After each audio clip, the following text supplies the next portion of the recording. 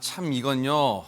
진짜 뭐라고 말씀드릴 수가 없어요. 크리스마스의 악몽 같은 일이 벌어졌습니다. 최정아 기자님. 네, 8년 만에 화이트 크리스마스를 기록한 이 성탄절인 어제 새벽입니다. 25일에 있었던 일인데요.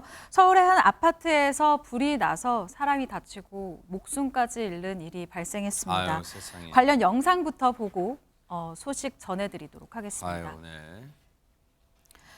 아파트 창밖으로 이 시뻘건 불길이 아유. 뿜어져 나옵니다. 네. 소방대원들이 서둘러서 이 물줄기를 퍼부어 보지만 세상에. 이 시뻘건 불길 쉽사리 잡히지 않습니다.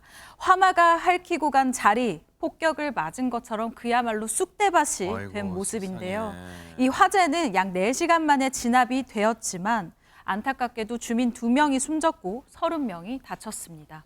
저 보세요. 지금 진짜 어디 진짜 전쟁터에 폭격 맞은 거 같아요. 그름 보세요. 저 그름이 저 어디까지 올라가 있는 거예요. 지금 화재 현장을 목격하신 분들 얘기 들어보시고 이어가 보도록 하겠습니다. 매캐한 연기가 좀 냄새가 좀 올라와서 혹시나 해가지고 이제 밖을 베란다를 봤는데 불길이 좀 치솟아가지고 가족들 이제 좀 대피시키려고 옷을 좀 입히고 또 밖으로 좀 나가려고 그랬는데 밖에 연기가 너무 좀 심한 것 같아갖고 그 안에서 좀 대기하면서 겁나서 나가지는 못하고 현관문 쪽으로. 근데 연기만 자욱하게 들어오니까 안방을 꽁꽁 문 닫고 숨어 있었던 거지. 사람들의 비명소리 약간 소리가 나서 뒷베란다를 열어봤거든요. 그랬더니 연기가 확 올라오더라고요. 대피하려고 나가려는 순간 연기가 너무 많아서 저희는 앞베란다로 대피했습니다.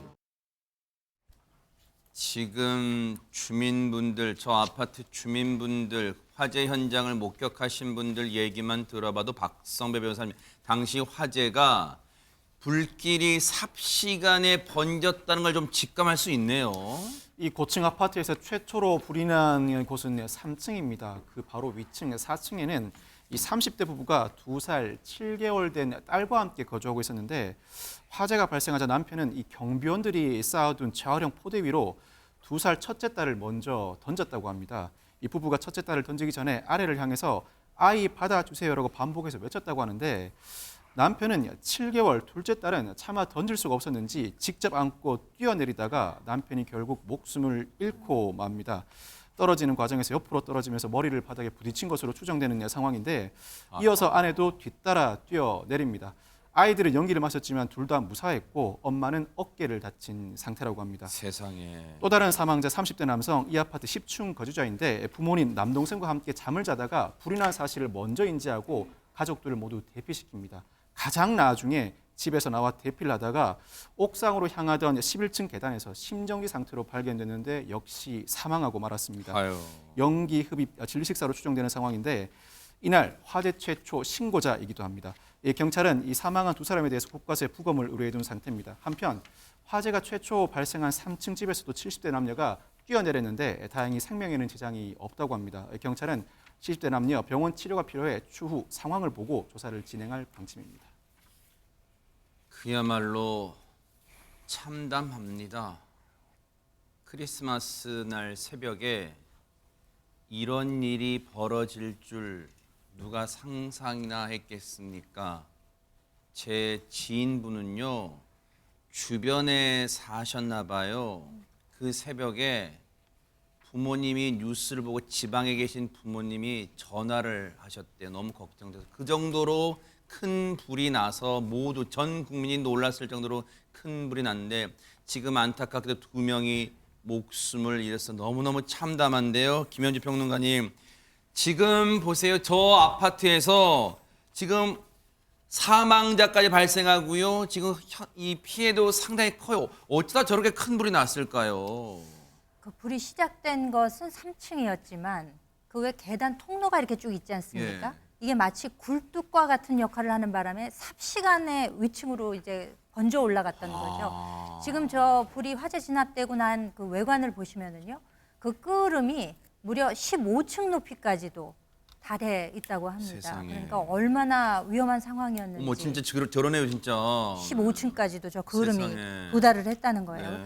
하필이면 이게 또 지난 성탄 연휴에다가 화재 발생한 게 새벽 5시였습니다. 아, 모두가 잠들었을 것 같아요. 그러면 그렇죠. 그러니까 불이 났다는 것을 깨닫고 도망을 치면서도 그냥 잠옷에다가 신발도 못 신고 외투도 못 걸치고 그냥 막 우왕좌왕하면서 그 아비규환은 정말 상상이 잘 되지 않을 정도인데요. 이제 안타까운 것은 이제 이게 제도적으로 지난 2001년에 준공된 아파트였기 때문에 당시만 해도 이 스프링클러가 16층 이상에만 설치되도록 규정이 되어 있었다는 어머, 거예요. 고층에만요? 그렇죠. 어머. 그러니까 그 밑에 지금 15층까지 올라갔다는 거 네. 아니겠습니까?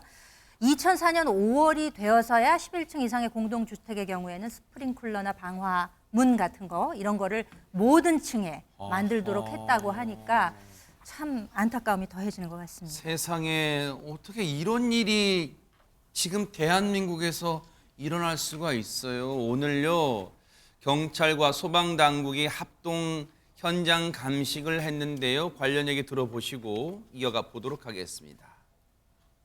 사고 원인과 발화 부위를 정확히 규명하기 위해서 경찰, 소방, 그리고 전기안전공사 관계자분들이 합동 감식을 실시할 예정입니다. 경우에 따라서는 2차, 3차 감식이 또 진행될 수도 있기 때문에 지금 저 건물이 고층 아파트예요. 그런데 최초의 발화층이 박성배 변호사님 3층이라 그랬잖아요. 그러면 그 3층에 대한 현장 감식이 집중적으로 이루어지는가요? 어떻습니까?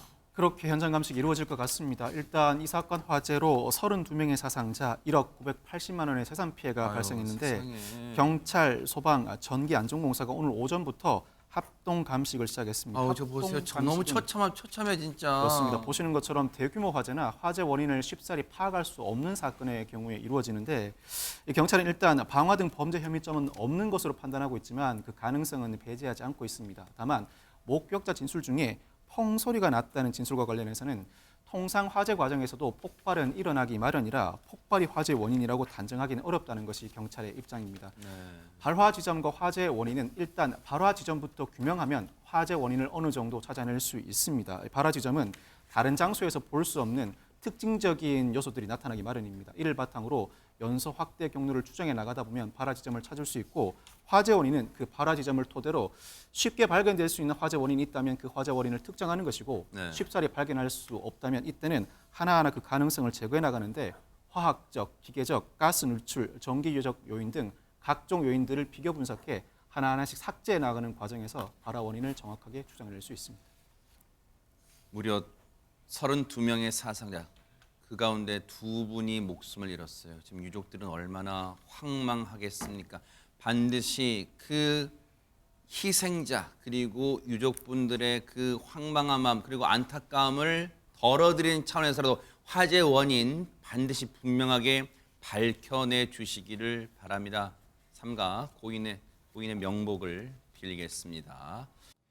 보고 계십니까? 대박 사건. 네, 안녕하십니까? 김명준입니다.